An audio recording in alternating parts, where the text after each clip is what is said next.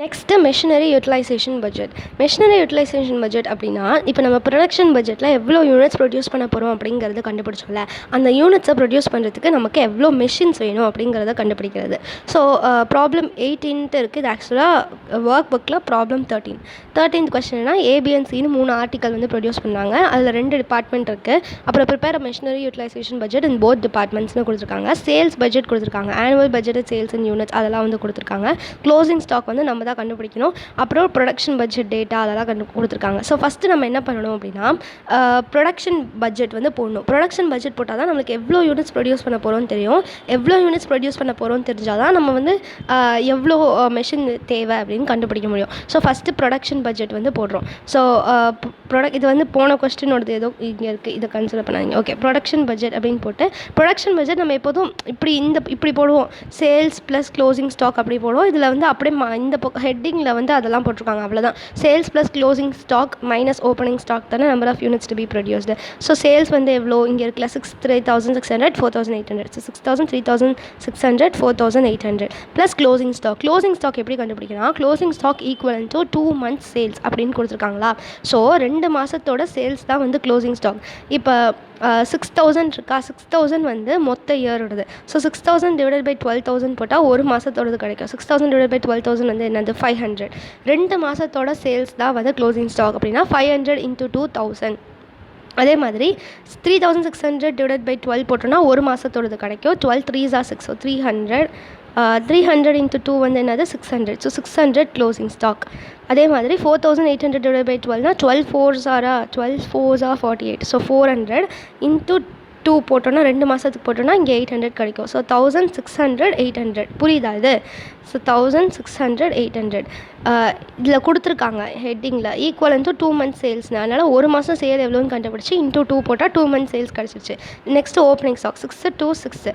So 600 200 600 இப்படி போட்டோன்னா நமக்கு 6,400 4,000 5,000 கிடைக்கும். இங்கே தான் வந்து ஒர்க்கிங் நோட்ஸ் மாதிரி போட்டு நாங்கள் இதை போட்டுக்கணும். இங்கே போட்டிருக்கோம்ல, இதை வந்து இந்த கேல்குலேஷனை ஒர்க்கிங் நோட்ஸ்னு போட்டு போட்டுக்கணும். சிமிலர் கேல்குலேஷன்ஸ் அப்படி தான் எழுதாமல் எல்லாத்துக்குமே கேல்குலேஷன் போட்டுருணும் எக்ஸாமுக்கு. Next machinery utilisation budget.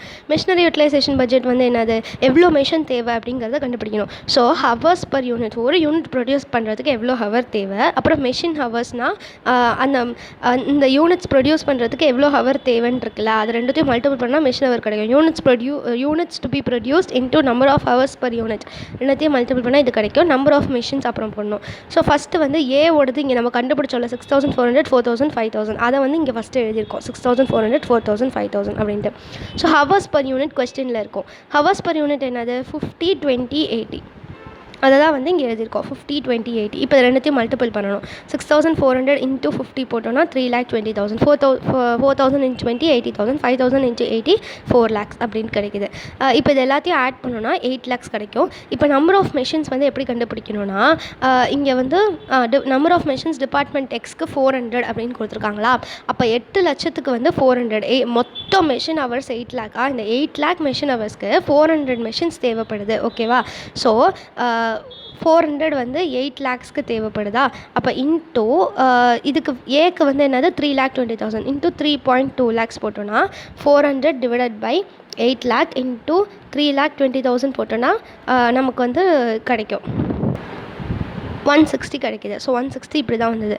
அதே மாதிரி 400 டிவைடட் பை 8 lakh இன்டூ இந்த 80,000 போடணும். இன்டூ 80,000 போட்டோம் அப்படின்னா 400 டிவைடட் பை 8 lakh இன்டூ 80,000 வந்து 40 கிடைக்கும். அப்புறம் 400 divided by 8 lakh into 4 lakhs போட்டோன்னா 200 கிடைக்கும். அப்படி தான் வந்து இது கிடச்சிது. நெக்ஸ்ட்டு வந்து டிபார்ட்மெண்ட் பிக்கு ஹவர்ஸ் பர் யூனிட் வந்து எவ்வளோ கொஸ்டினில் பார்க்கலாம். 25 20 12. ஸோ அதை தான் வந்து இங்கே போடுறோம் 25 20 12. அப்புறம் 25 இன்டூ 6,400 25 into 6,400 போட்டால் 1,60,000. 4,000 into 20 80,000. 5,000 into 12 60,000. இதுவும் வந்து நம்பர் ஆஃப் மெஷின்ஸ் எப்படி கண்டுபிடிக்கணும்னா, இங்கே கொஸ்டினில் நம்பர் ஆஃப் மெஷின்ஸ் வந்து 300ன்னு கொடுத்துருக்காங்களா. அந்த 300 வந்து இது மொத்தமாக இருக்கிற 3 லட்சம் இருக்குது. So 300 divided by 3 lakhs into இந்த ஒன்றுத்தையும் மல்டிபிள் பண்ணணும். இன்ட்டு 1.6 லேக்ஸ் போட்டோன்னா 300/3 lakh இன்ட்டு 1.6 லேக்ஸ் வந்து 160. அப்புறம் இன்ட்டு 80,000 போடணும். 80,000 போட்டோன்னா 18 கிடைக்கும். அப்புறம் இன்ட்டு 60,000 போட்டோன்னா 60 அப்படின்ட்டு கிடைக்கும். ஸோ அது எல்லாத்தையும் ஆட் பண்ணணும். அவ்வளோதான். இது வந்து ஒர்க்கிங் நோட்ஸ் போட்டுக்கோங்க. So calculation of number of machines போட்டு இந்த மாதிரி ஒர்க்கிங் நோட்ஸ் போட்டுக்கணும். சிமிலர் கால்குலேஷன்ஸ்னு போடக்கூடாது. எல்லாத்துக்கும் ஒன்றுத்துக்கும் தனித்தனியாக போடணும். ஸோ அவ்வளோதான் இந்த சம்.